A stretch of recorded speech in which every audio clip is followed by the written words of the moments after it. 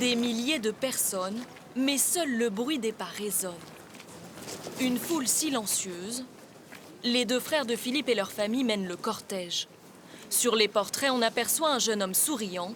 C'est en tout cas le souvenir qu'il laisse aujourd'hui à ses proches.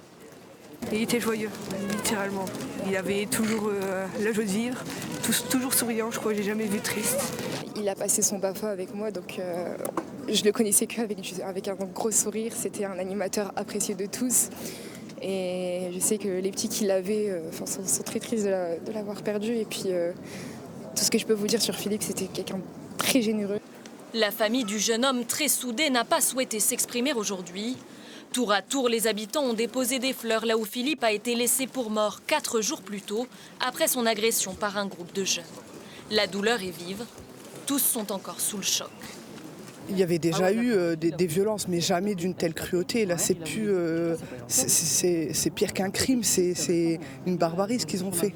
Ça aurait pu être mes enfants. J'ai des enfants du même âge. Ça aurait pu être eux.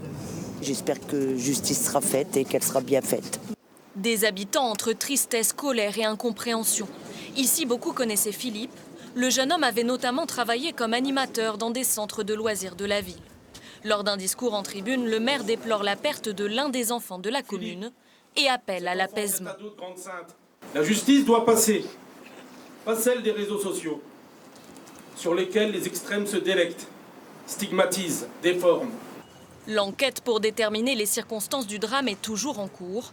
La cagnotte Litchi, ouverte par la famille pour les funérailles du jeune homme, a déjà récolté plus de 28 000 €.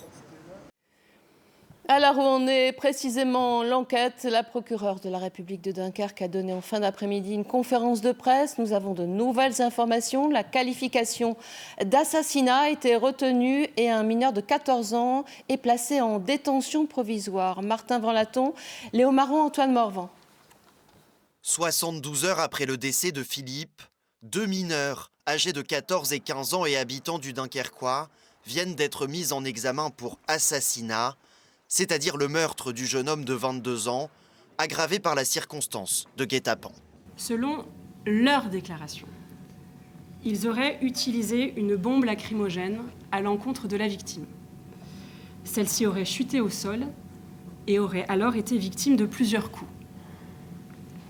Le mineur de 14 ans reconnaît sa participation. Il admet qu'il a porté des coups de pied, mais il affirme qu'il n'avait pas l'intention de tuer la victime. Le mineur de 15 ans, pour sa part, reconnaît qu'il était présent pendant les faits, mais il réfute avoir porté des coups. Les deux accusés, placés ce soir en détention provisoire, sont connus des services de police. Le plus jeune a été reconnu coupable de faits de violence en 2023. Le second, âgé de 15 ans, a commis des dégradations en 2022, un vol en Réunion l'année suivante. D'autres personnes, suspectées d'avoir participé à l'agression mortelle de Philippe, sont toujours recherchées. Que s'est-il passé dans la nuit du lundi 15 au mardi 16 avril sur ce parking de Grande-Synthe? Les deux accusés affirment avoir donné rendez-vous à la victime via Cocoland, ce site de rencontre, en se faisant passer pour une jeune fille mineure. Les mises en cause affirment avoir vérifié que la victime était bien la personne ayant répondu à l'annonce, en l'appelant et en entendant la sonnerie de son téléphone.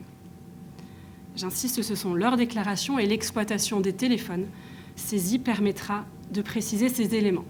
Outre le meurtre de Philippe, d'autres agressions commises dans des circonstances similaires sont étudiées par le parquet de Dunkerque.